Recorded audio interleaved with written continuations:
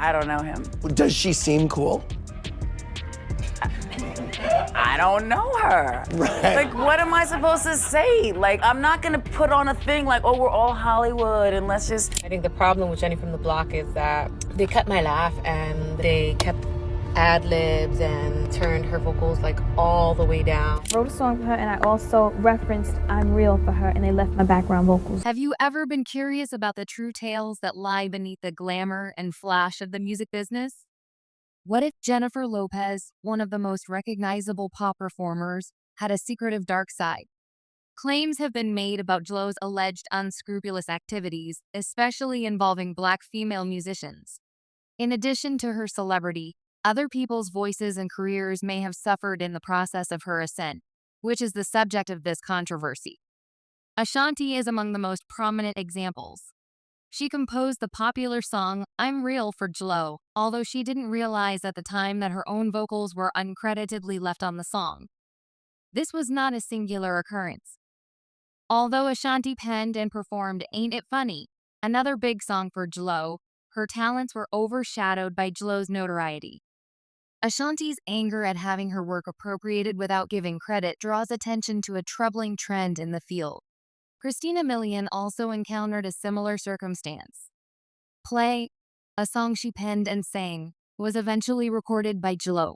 Still, Milian's vocals were used extensively in the song, making it unclear who really should have received the credit. Following these incidents, Milian's career, which had previously shown a lot of potential, appeared to plateau, prompting some to wonder if JLO had any behind-the-scenes influence. And the story doesn't end there. One of JLO's most famous songs, Jenny from the Block, features demo vocals by the gifted artist Natasha Ramos. However, Natasha's vocals were muted and her ad-libs and laughter were retained in the final version, which meant that her contribution went mostly unacknowledged. Another artist whose work seems to have been eclipsed by JLO is Brandy. JLO used Brandy's song Ride or Die for her album Rebirth. Brandy's vocals stayed true to the song, drawing more criticism. Even pop diva Mariah Carey has made subtle jabs at JLO, implying that there may be more to these claims than first appears. The voices that might have been taken are not the only aspect of the dispute. JLO has also been accused of cultural appropriation, especially when it comes to using Black culture's methods and components to achieve enormous success while the original artists stay in the background. When JLO used the N-word in I'm Real, it brought attention to this issue and sparked protests. In the documentary Halftime, JLO discusses her experience with prejudice and how the NFL almost ruined her halftime performance. But is this just one chapter in a longer saga? Or is there more to be told? How much of an impact does JLO actually have in the business? And has she purposefully exploited it to undermine Black artists? Behind the scenes, there have also been questions raised by JLO's relationships with powerful figures in the industry, such as Mariah Carey's ex-husband, Tommy Mottola. According to reports, Mottola was determined to ruin Mariah's career and employed JLO as a means to do so. This grudge was revealed in the infamous I'm Real incident, in which it was said that Mottola used Ashanti's voice to have JLO mimic a sound that Mariah was working on in order to undermine Mariah's popularity. JLO's reputation has been questioned on a number of occasions, with claims that she plagiarized songs and styles from Black musicians emerging as a common thread. It's difficult to ignore the resurgence of these rumors and not question whether there is a conscious attempt to conceal these accusations in order to preserve her reputation.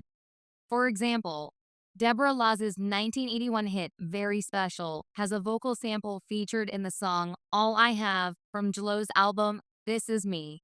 Then, Laws was not informed that the sample would be used, even though it was approved. She eventually filed a lawsuit, but her claim was eventually dropped. And such instance is the song Get Right, which was initially meant to be included on Usher's 2004 album Confessions. The song was given to JLO when it didn't make the cut. Although there was some friction because Usher wasn't happy about the circumstances, the song is still one of JLO's most well-known singles. JLO's Love Don't Cost a Thing is another noteworthy tune. It's frequently speculated that it's about her ex, Diddy. Her status as a pop icon was cemented by the song, although there has been conjecture about the true vocalist behind the song's sound due to the track's vocals. The R&B influenced single Feeling So Good signaled a change in JLo's sound. JLo's vocals were not the only ones on the song. Fat Joe and Big Pun also collaborated on it. Jennifer Carr, who has experience writing for various artists, was in charge of the chorus. Nevertheless, the most of the credit for the song's popularity went to JLo. Concerns over JLo's vocal authenticity were also expressed in relation to another remix, I'm Gonna Be Alright. Nas eventually took over 50 Cent's vocals in the original remix version, sparking a dispute between the two rappers. Although she wasn't given official credit, Lorraine Cheryl Cook is credited with providing the backing vocals on the song. Natasha Ramos sings on the song Loving You, which is featured on the album This Is Me. Then, even though it wasn't made available as a single, Ramos contributed, although her role was minimized, following JLo's practice of elevating other artists' voices through theirs. Given that JLo's career has been based on a combination of skill, connections, and possibly some dubious behavior, one must wonder, at what price has she attained her success? It makes sense that people are starting to look more closely at the backstories of her songs, given the volume of accusations and scandals around her. The story of JLo's career is changing as more artists come forward. Even while she is still a worldwide sensation, these tales cast doubt on the reputation she has established and make us wonder what cost others may have had to pay to bring her to light. Is it possible that Mariah Carey was right all along? Let's examine JLo's ascent in Hollywood in more detail. Jennifer Lopez portrayed Latina queen Selena in the iconic biopic before she began releasing her own music. Jennifer's breakthrough performance occurred in this musical lead, for which she was nominated for a Golden Globe. The biopic came out 2 years after she published her own album, On the 6th. One may argue that if Jennifer hadn't played Selena, her records wouldn't have performed as well. She broke through into the public with this role, which also highlighted her singing abilities. However, her singing career also brought her controversy in addition to popularity.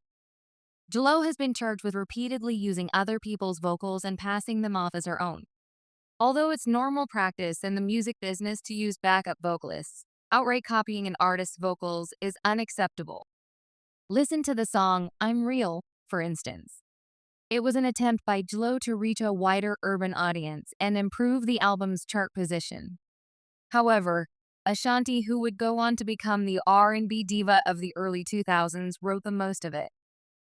Tommy Mottola, the ex-husband of Mariah Carey at the time, wanted to use JLo to ruin Mariah's career, so he had JLo rewrite the song that Ashanti had written and sung. JLo was the subject of controversy on other occasions as well. Ashanti also wrote the smash song Ain't It Funny, which is also linked to JLo. Although Ashanti's vocals could be heard throughout the entire song, JLo was the one who received praise. This was noticed by both critics and fans, who concluded that JLo appeared to be a manufactured identity. Some even conjectured that she was an industry plant. Although Ashanti was first thrilled for JLo, she couldn't help but feel resentful over the circumstances, she said in an open statement. It's obvious that other gifted artists may have played a contributing role in JLo's professional development. Next is the well-known Jenny from the Block. This song was crucial in establishing JLo's street cred and catapulting her to fame. But Natasha Ramos' voice on the tune actually belonged to her. She recorded a demo of the song for JLo. Since Natasha's voice sounds so similar to JLo's, many fans thought JLo was singing when the final version was released. In actuality, Natasha's voice were hardly changed, and her efforts went mostly unappreciated. When it was revealed that Jenny from the Block wasn't JLo's original composition, fans became irate. When the demo was made public, it was evident that Natasha's version's chorus and bridge had not been much altered. Speaking out about this, Natasha claims that although her laughter and ad-libs were retained, her vocals were cut, resulting in her contribution going mostly unacknowledged. Some may believe that JLo is the target of a witch hunt, or they may question whether Natasha is making things up. Nevertheless, it's evident that Natasha's voice and JLo's have a lot in common when you hear her sing. The Milli Vanilli scandal, in which a musical duet was discovered for lip-syncing their successful songs rather than performing them live, has been likened to this circumstance. JLO has been accused of not using her own vocals at all, much like Milli Vanilli. Many are wondering if JLO can truly sing or if her success has been based on the voices and skills of others, as these rumors keep coming out. There have also been rumors that other gifted musicians who were overlooked may have suffered as a result of JLO's fame. JLO is the biggest example of how pretty privilege makes your life easier, someone said in a remark.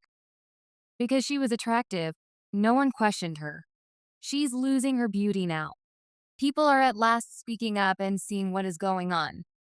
Another commented, "The pride and ego she has when her career is literally built off stealing, hopping on other people's work, is just hilarious to me. It's getting more difficult to ignore the rumors that have trailed JLO throughout her career as these reports gather traction. Is it possible that her ascent to prominence wasn't as natural as it appeared? Are these claims merely a reflection of the industry's ruthlessness? Or are there more sinister details at play?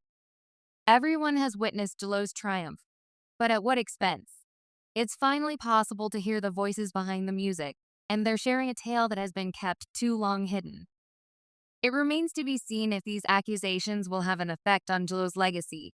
But one thing is certain, the truth always manages to surface.